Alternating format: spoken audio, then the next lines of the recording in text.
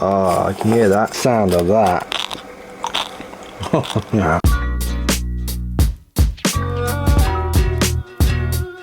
Hi guys, welcome to the channel. My name's Al. Now today I'm going to do something incredibly special. Today we're going to do a suckling pig on the Ninja Woodfire. This is going to be amazing. Let's do it. So a suckling pig is basically a 10 to 20 pound pig, and they basically just had a milk diet. As soon as they transfer onto more of a solid, then they no longer a suckling pig. Now the reason you want a suckling pig is that they're incredibly tender and that's the most beautiful flavour. But it's only a young animal, so we're going to be really respectful of this, treat it right, and have some amazing pulled pork at the end of this, and believe you me, this will be worth the effort. Now they aren't that easy to get hold of. I got this from John Davison's. I'll leave a link to his website where you can grab these down below, but they are a real showstopper. He sources these from probably one of the best places in the world. This is from Spain, and they really know how to raise these pigs. So this has been in the fridge for about 2 days thawing out, and then last night I took it out the wrapper and I let it in the fridge, and the reason I did that is I want this skin to dry out. We want really beautiful crispy skin at the end of this. One of the keys to doing it is just making sure you have that dry skin throughout the whole process. Okay,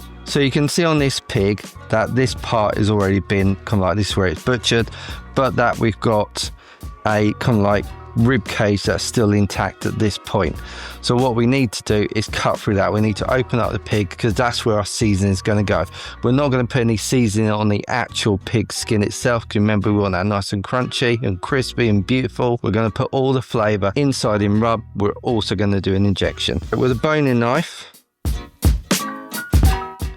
We're just going to follow this down. It's just cartilage, so it will cut through nice and easily. And you see there, we can start opening things up. So now what you're looking for in here is anything that's been left over from the butchers. So a little bit of a kidney there by the looks of it. We don't want that in there. And then anything around here, I think these are, if I'm right, these are what would be the glands. Don't want those either.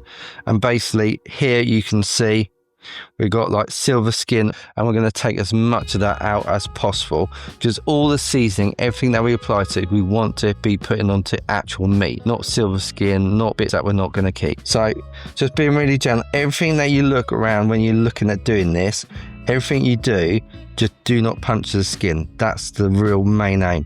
So we can take out all these bits that we don't want.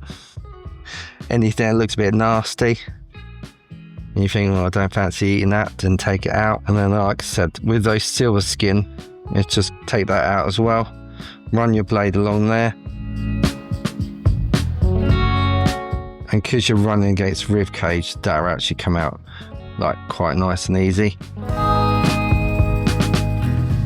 Perfect. Same on the other side as well.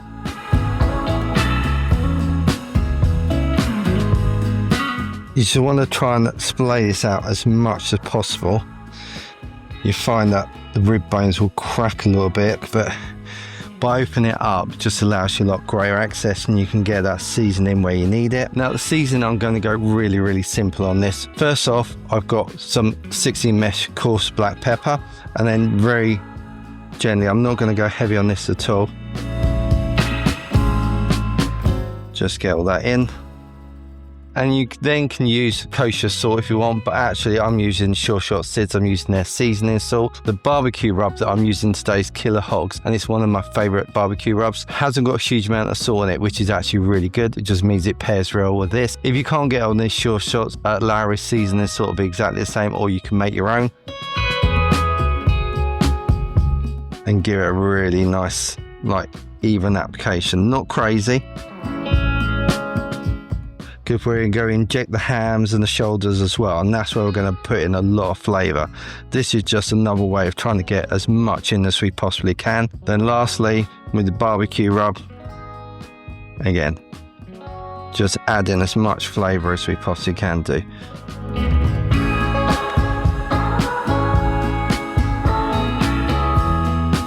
Okay, that looks beautiful.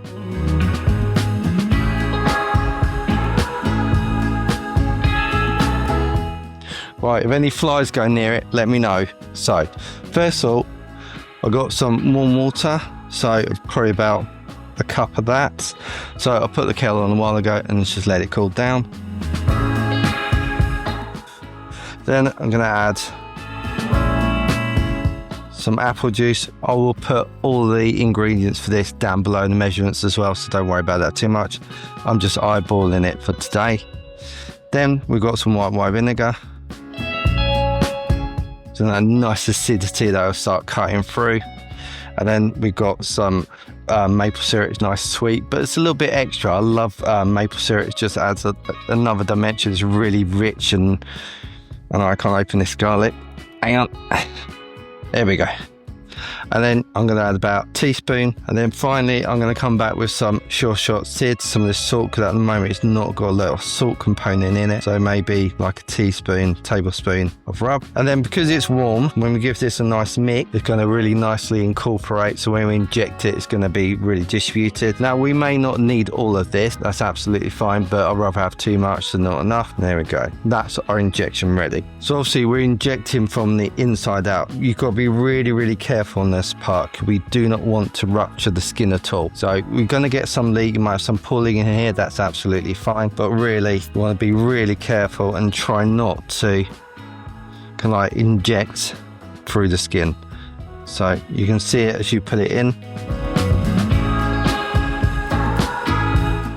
plumps up, so it takes on that injection.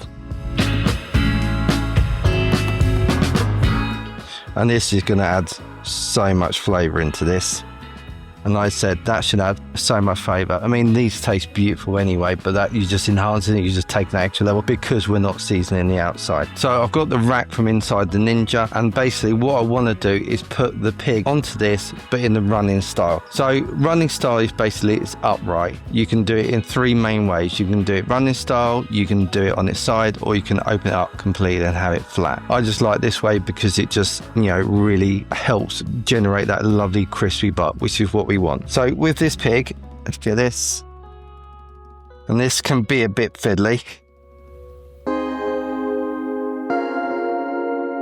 You have to work with it a little bit to get it in the position you want it, and that's kind of there. So just to help it a little bit, I've got some butcher's twine.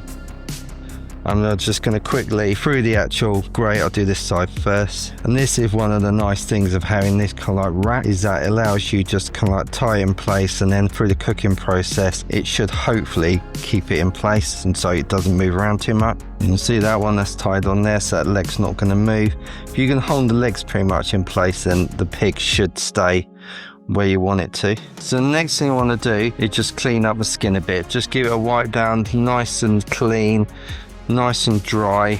And I know we keep talking about this beautiful skin, and really you want to do that by just making sure as much as possible you keep it dry and clean. Now with all pigs, particularly suckling pig, you're going to get a couple of areas that are going to burn really easily. So because this is quite a small cooker as well, I'm going to put some tinfoil on the ears and on the snout as well.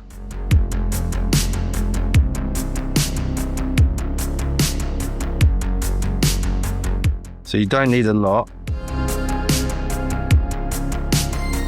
So this will just help protect them and also keep them upright, because you want them to look, for like presentation at the end.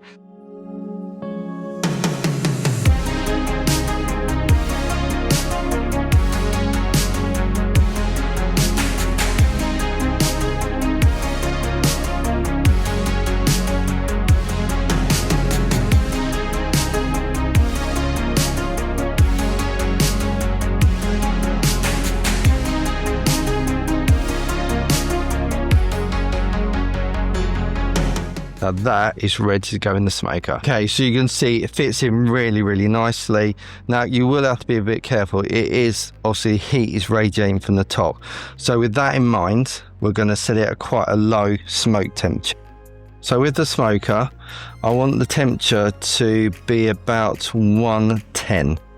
So I'm looking for about 250 Fahrenheit, but as we know, the Ninja cooks a little bit hotter. I'm not going to put a probe in it at this moment in time. I don't want that skin to start to set up before I put anything in it. I'm also going to set it for an hour and say 30 minutes. So that'll give me time for it to start the setup, and also make sure that I look at it and make sure it's doing, and also make sure I keep the pellets topped up as well. So I'm going to do a cold start. The reason being is that when this kind of goes through its startup process, it's going to add quite a bit of smoke to it, and because we don't get a huge amount of smoke from pellets, that's going to really add a lot of flavour. So let's get that going.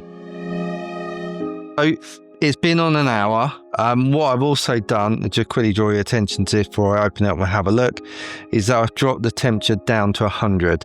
What I want to be really, really careful about is that the outside doesn't get cooked really quickly and looks amazing, but actually inside the meat hasn't reached the temperature that we need it to, so it's not started to break down and then fibers separate, and that the fat hasn't started to render. We need that fat to render so it goes into the meat, makes anything beautiful, and also has all that flavour and just is absolutely amazing when we pull it. So let's open this up and have a look. Oh, look at that.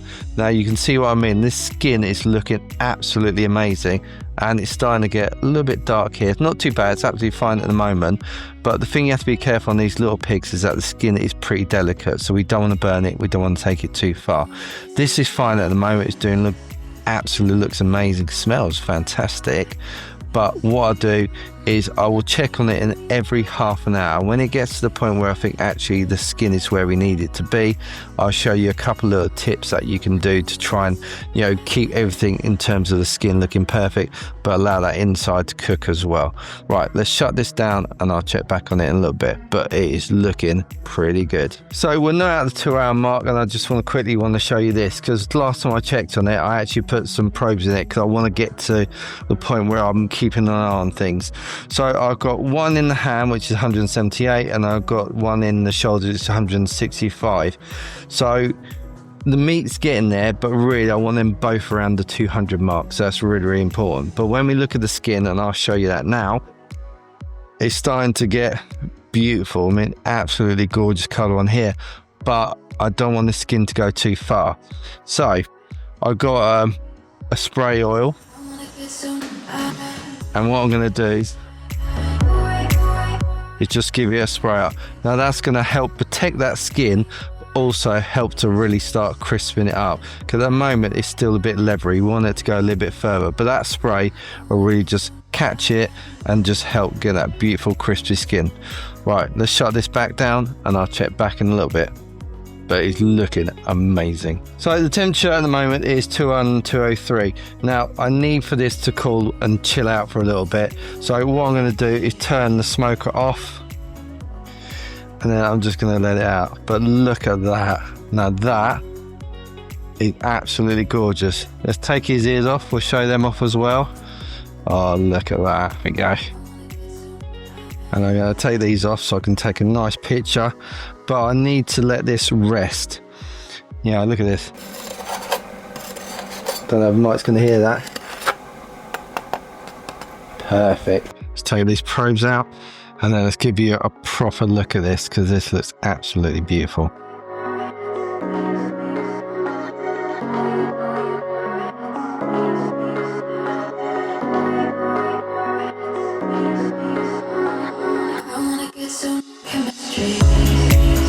Right, so I really need to let this rest, so I'm just going to leave it in there. There's tons and tons of flies around, so I can leave it in there and I'll give it some texture, but all that juices and everything is kind of like redistributed. While that's cooling down, let's put together a beautiful dipping sauce, which is going to be based on a buffalo hot sauce. I really, really love buffalo kind of like hot sauce, and amazing. And normally you use Frank's hot sauce, and that is really nice. Got a really kind of like vinegar bite to it. But today I'm using this one by Tubby Tom, and it's aptly named the Squealer. So I think it's going to be perfect for our dipping sauce. But first thing I'm going to put in is a decent whack of butter, because you've got to have a decent whack of butter. Let's heat that through. And then to that, I'm going to add just a tiny bit of apple cider vinegar for all of our beautiful hot sauce. Oh yeah, now you're talking. And lastly, just to get a little bit of sweetness, I'm going to put a little bit of honey in. Just give this a good old mix. Right, so that's all nice and melted and nice and incorporated. Give it a try. Oh yeah, that's nice. That's proper nice. It's got a little bit of heat, got a nice bit of vinegary tang, got that beautiful bar. Oh yeah, that's proper good, that is. Handle's not too hot, so that's perfect. Right, so I'm going to put it over it for 1 minute. Right, so this has cooled down a fair bit now, and I've got one heat glove. I can't find another. I don't know what. I've got millions of them. I can't find one. So I've got one heat glove on. Now, in terms of this, we're going to go straight. I mean, hang on. Ah, I can hear that. We're going to cut. Ah, that's the sound of that. That is crispy skin for you.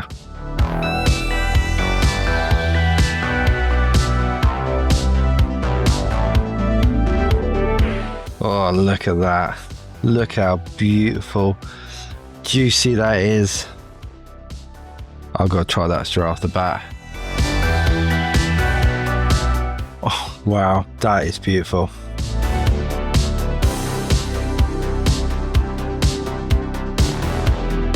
Now look at that. That is what you call gorgeous. Got a beautiful crispy skin. I mean, look at that. It's amazing.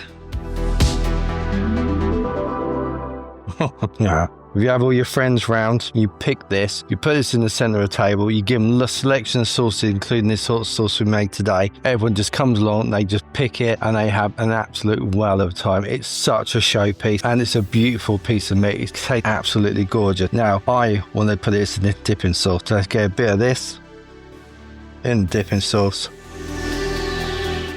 Wow, that is amazing. Well, look, what I hopefully showed you today is that we was able to cook this suckling pig in a Ninja Woodfire. It's come out absolutely perfect. It's come out beautiful and moist. The skin's come out absolutely crispy. You can't believe how beautiful this is. And it was dead straightforward and simple. Now, if you like this video, go and check out this one where I show you how to cook the perfect steak on the Ninja Woodfire. And believe you me, I'm falling in love with this bit of kit. It's amazing. There's a whole playlist now that I've started to put together. So there's loads of videos for you to go and have a watch. If there's anything in particular you want to see, then please put that down in the comments. And while you're there, smash that subscribe button. And until the next video, take care of yourselves, and I'll see you real soon. Let's get the picking. I just can't deny